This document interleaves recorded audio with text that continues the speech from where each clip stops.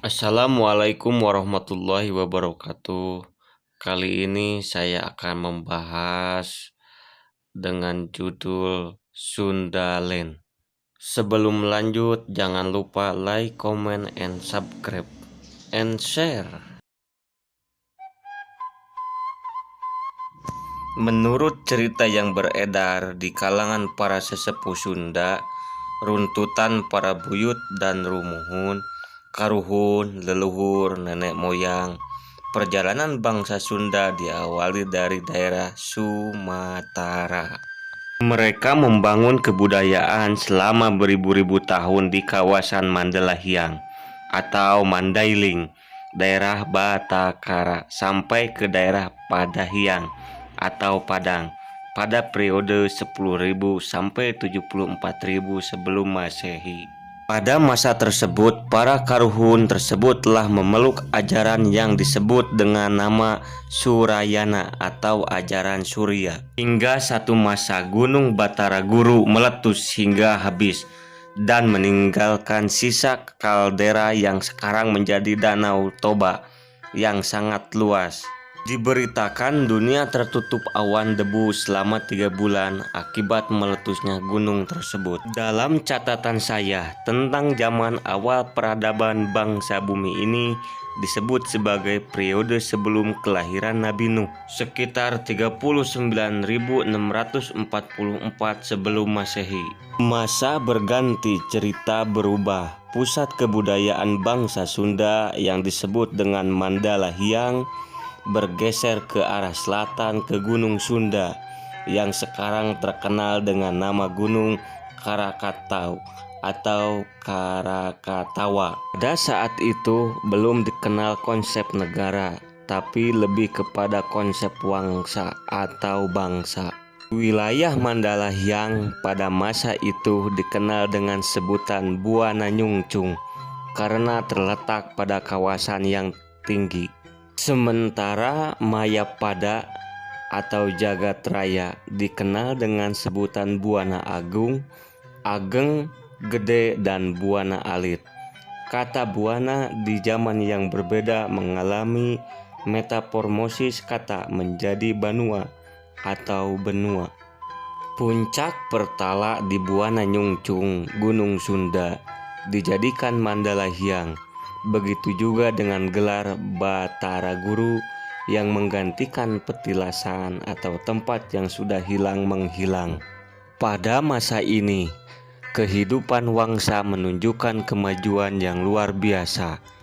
Perkembangan budaya serta aplikasinya mencapai tahap yang luar biasa dengan berbagai penemuan teknologi di darat dan laut. Daerah ini terkenal dengan sebutan Buana Ata atau buana yang kokoh dan tidak bergeming. Oleh bangsa luar dikenal dengan sebutan Atalan atau Atlantis.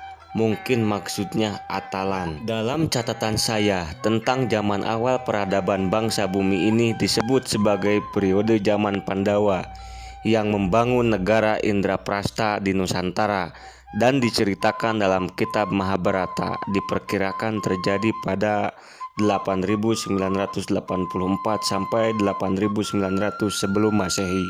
Kembali kemajuan di segala bidang tersebut terhenti kembali ketika Gunung Sunda meletus, Gunung Krakatawa. Daratan terbagi menjadi dua, Sumatera dan Jawa, dan mengakibatkan banjir besar dan berakhirnya zaman es pada sekitar 8.800 sebelum Masehi. Semua bukti kemajuan zaman wangsa tersebut hilang dan tenggelam. Pasca peristiwa banjir besar tersebut, bangsa Sunda kembali membangun peradabannya hingga menurut cerita dipimpin oleh seorang raja bernama Prabu Sindu. Sang Hyang Tablegmeneng, putra Sang Hyang Watugunung, Ratu Agung Manikmaya, yang kemudian mengajarkan kepercayaan Sundayana Sindu Sandi Sunda. Ajaran tersebut kemudian menyebar ke seluruh dunia. Periode ini diperkirakan terjadi pada sekitar 5.000 sebelum Masehi.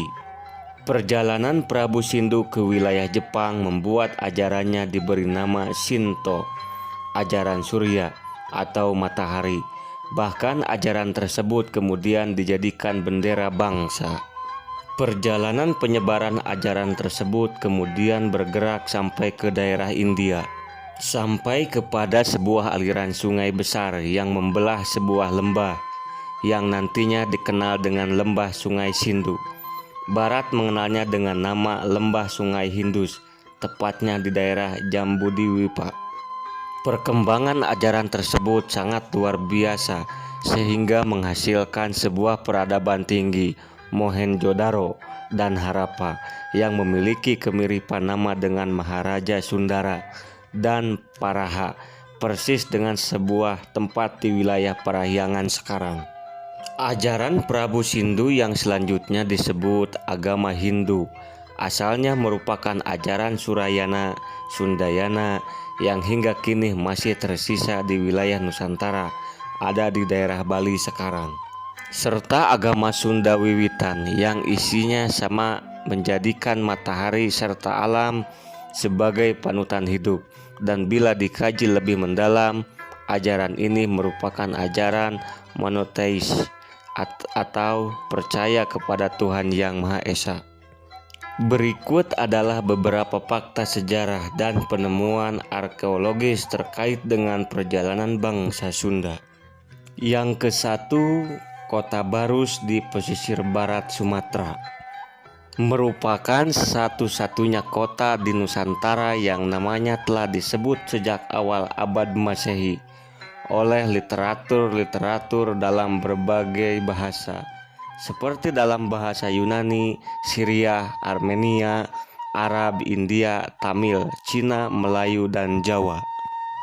Berita tentang kejayaan Barus sebagai bandar niaga internasional dikuatkan oleh sebuah peta kuno yang dibuat oleh Claudius Ptolemeus, seorang gubernur dari kerajaan Yunani yang berpusat di Alexandria, Mesir pada abad kedua. Di peta itu disebutkan di pesisir barat Sumatera terdapat sebuah bandar niaga yang bernama Barousai atau Barus yang menghasilkan kewangian dari kapur barus.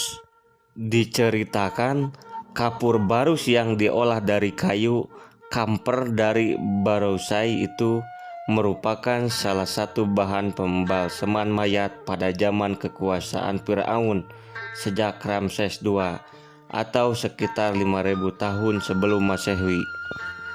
Yang kedua, Kerajaan Melayu Tua di Jambi, meliputi Kerajaan Kandis yang terletak di Koto Alang, wilayah Lubuk Jambi, Kuantan, Riau. Kerajaan ini diperkirakan berdiri pada periode 1 sebelum Masehi. Di samping itu diceritakan terdapat 3 kerajaan Melayu tua, yaitu Koying, Tupo, dan Kantoli. Yang ketiga, Kerajaan Salakanegara. Kerajaan ini merupakan kerajaan tertua di Nusantara.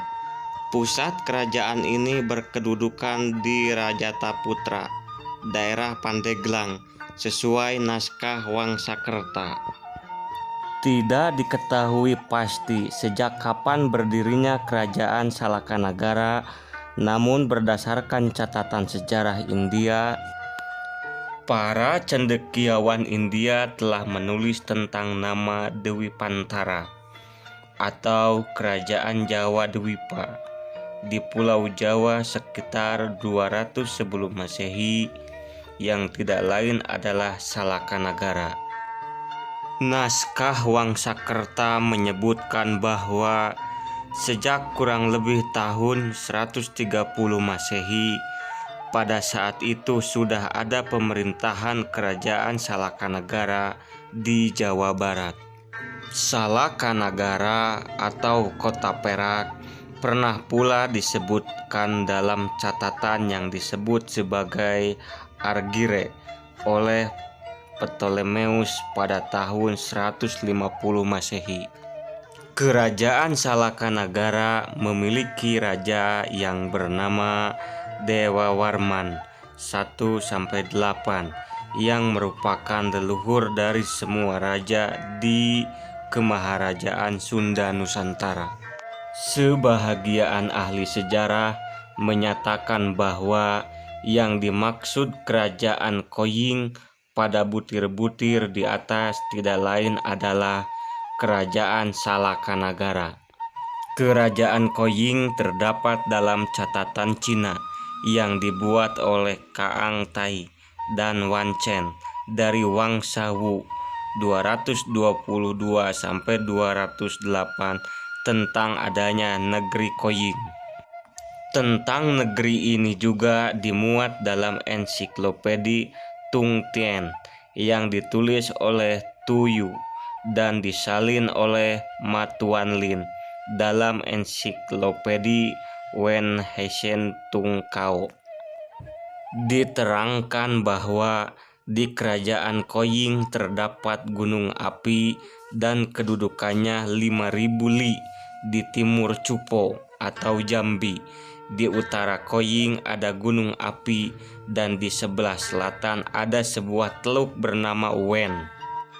Dalam teluk itu ada pulau bernama Pulei atau pulau.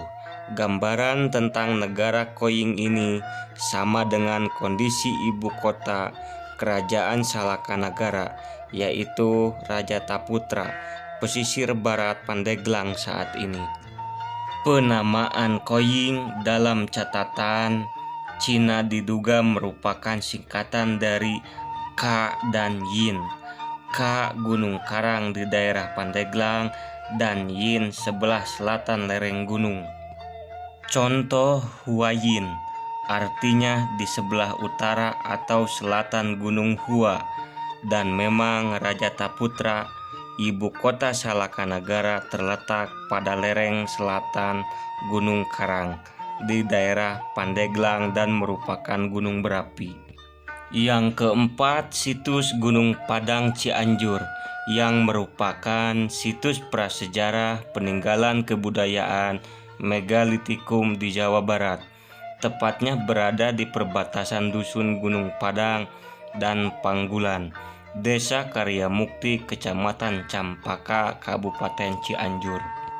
Luas komplek bangunan kurang lebih 900 meter persegi, terletak pada ketinggian 885 meter dpl, dan areal situs ini sekitar 3 hektar, menjadikannya sebagai komplek punden berundak terbesar di Asia Tenggara.